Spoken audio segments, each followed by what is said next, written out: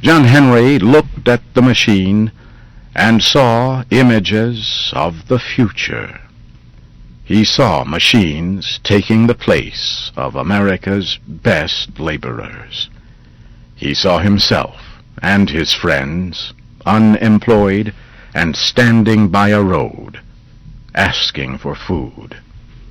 He saw men losing their families and their rights as human beings.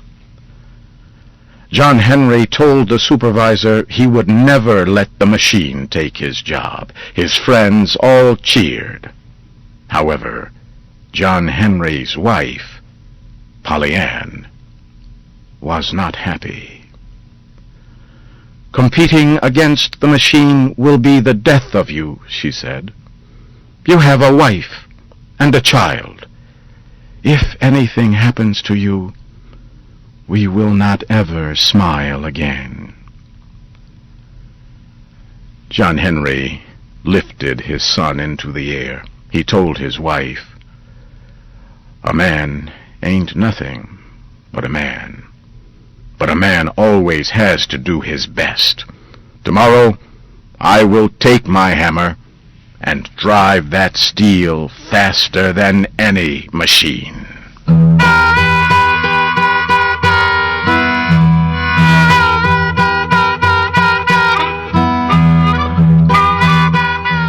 On the day of the big event, many people came to Big Bend Mountain to watch. John Henry and the salesman stood side by side. Even early in the day, the sun was burning hot. The competition began. John Henry kissed his hammer and started working. At first, the steam-powered drill worked 2 times faster than he did. Then he started working with a hammer in each hand. He worked faster and faster. In the mountain, the heat and dust were so thick that most men would have had trouble breathing. The crowd shouted as clouds of dust came from inside the mountain. The salesman was afraid when he heard what sounded like the mountain breaking. However, it was only the sound of John Henry at work.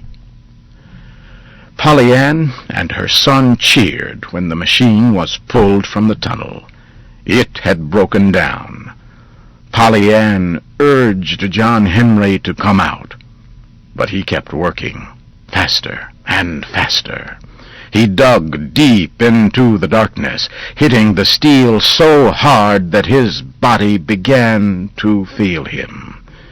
He became weak, and his heart burst. John Henry fell to the ground. There was a terrible silence. Polly Ann did not move because she knew what happened. John Henry's blood spilled over the ground, but he still held one of the hammers. "I beat them," he said. His wife cried out, "Don't go, John Henry." "Bring me a cool drink of water," he said. Then he took his last breath. Friends carried his body from the mountain. They buried him near the house where he was born. Crowds went there after they heard about John Henry's death.